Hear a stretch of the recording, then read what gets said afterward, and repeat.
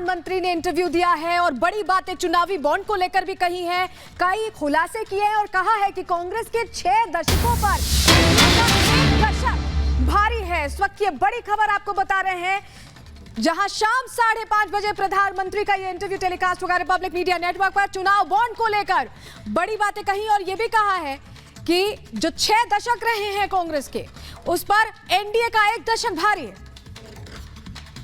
2024 आपका लक्ष्य नहीं है, 2047 है। तो 2047 तक क्या कुछ होने वाला है?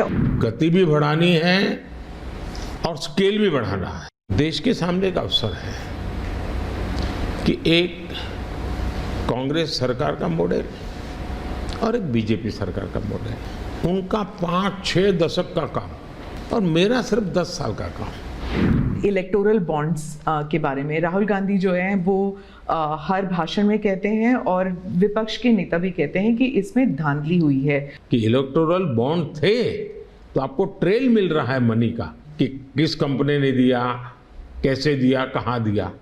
और इसलिए मैं कहता हूं सब लोग पछताएंगे, जब बात बस ईमानदारी से सोचेंगे सब लोग पछताएंगे।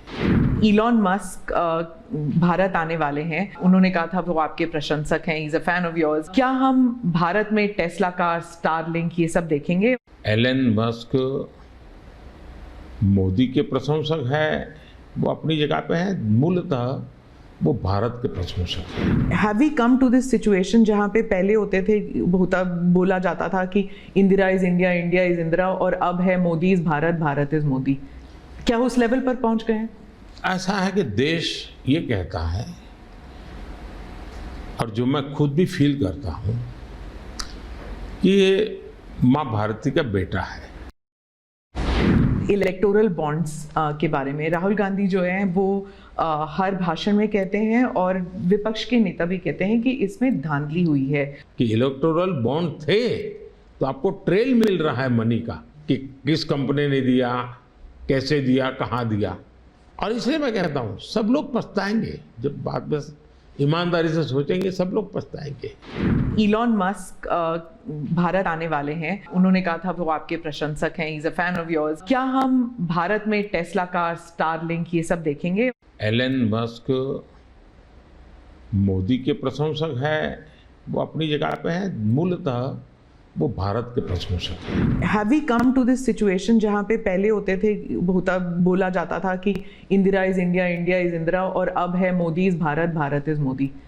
क्या उस लेवल पर पहुंच गए हैं? ऐसा है कि देश ये कहता है। बड़ी खबर आपको बताते हैं, इम्फाल की रैली में केंद्रीय गृह मंत्री अमित शाह ने कहा है कि मणिपुर में साजिश के तहत हिंसा हुई, हम मणिपुर को बांटने नहीं देंगे। 2 सीटें हैं लोकसभा की, आउटर और इनर मणिपुर। और केंद्रीय गृह मंत्री अमित शाह यहां पर पहुंचे हुए थे, हिंसा के बाद ये पहली बार उनका विजिट था। इस दौरान जम करके विपक्ष पर बरसे हैं और कहा है कि जिस तरीके से बांटने की कोशिश की जा रही है, मणिपुर को हम बांटने नहीं देंगे। ताली बजाओ चोबा जी के लिए। नहीं है, ये छोटे राज्य ही भारत की आत्मा है, भारत की आत्मा है। ये छोटे राज्यों के विकास के बगैर कांग्रेस का विकास हो नहीं सकता। कांग्रेस पार्टी ने, जवाहरलाल नेहरू ने आसाम को बाय बाय कर दिया था, कभी मणिपुर का सम्मान कांग्रेस ने नहीं किया, हजारों दिन तक यहां ब्लॉकेड रखा और 3 वर्ष तक मणिपुर बंद रहा था और सैकड़ों लोगों का फेक एनकाउंटर करने का काम इबोबी सिंह की सरकार ने किया था। मित्रों, इबोबी सिंह की सरकार। नागा कुकी संघर्ष में 750 लोग मारे गए, मतई पेंगल संघर्ष में 100 लोग मारे गए और कुकी पाइते संघर्ष में भी 350 लोग मारे गए। भाई और बहनों, कांग्रेस ने मणिपुर को नाकाबंदी वाला राज्य बनाया था। आज मैं एक महत्वपूर्ण बात करने आपको आया हूं। मैं जानता हूं एक छोटे से राज्य के अंदर घुसपैठ कर यहां की डेमोग्राफी बदलने की षड्यंत्र चल रहा है। नरेंद्र मोदी सरकार ने तय किया है कि म्यांमार की पूरी बॉर्डर पर बॉर्डर बनाने का काम नरेंद्र मोदी सरकार करेगी। हम मणिपुर को सुरक्षित करेंगे।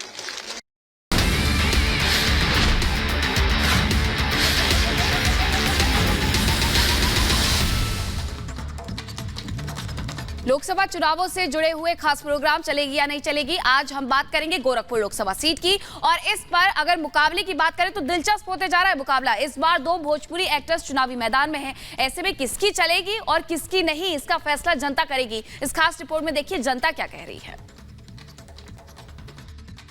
तो इस समय गोरखपुर में हमारी मौजूदगी है और एक चाय की दुकान पर इस समय हम मौजूद हैं। यहाँ पर आप देख सकते हैं कि किस तरीके से कुछ आम लोग हमारे साथ में जुटे हुए हैं, जिनसे हम ये समझने की कोशिश करेंगे कि गोरखपुर लोकसभा क्षेत्र में इस बार किसकी चलेगी और किसकी नहीं चलेगी। आपने देखा है कि किस तरीके से रवि किशन एक अभिनेता के तौर पर उभरे, भोजपुरी सुपरस्टार के तौर पर उभरे और उसके बाद में राजनीति में हाथ आजमाया तो यहाँ पर भी लगातार अपनी चलाते हुए नजर आए। लेकिन इस बार क्या दोबारा उनकी चलने वाली है या नहीं, यहाँ के लोगों से हम पूछने वाले हैं, समझने वाले हैं कि आखिरकार कौन है इस बार टक्कर में। सर, आप लोगों से समझना चाहेंगे, आप लोग यहाँ के निवासी हैं, क्या लग रहा है रवि किशन जी की चलेगी इस बार? एकदम चलेगी, इसमें कोई दो राय नहीं है। क्यों?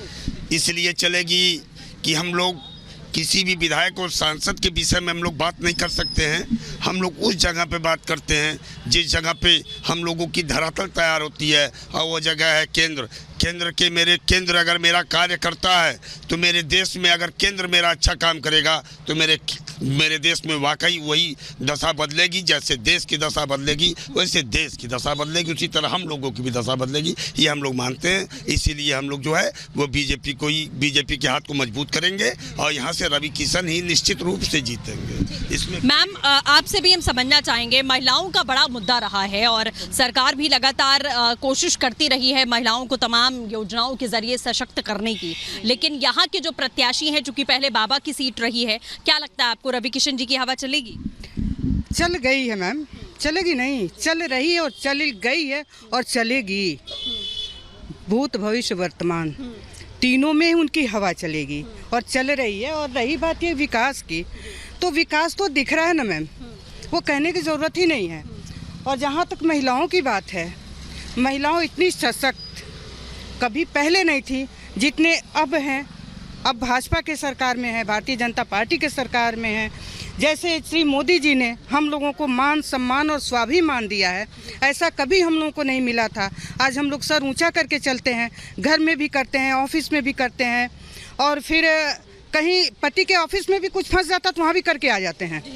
हाँ, हमारे हस्बैंड भी मतलब SBI के ब्रांच मैनेजर रहे, कभी कुछ फंस जाता जाके करके आ जाते थे, ऐसा नहीं था।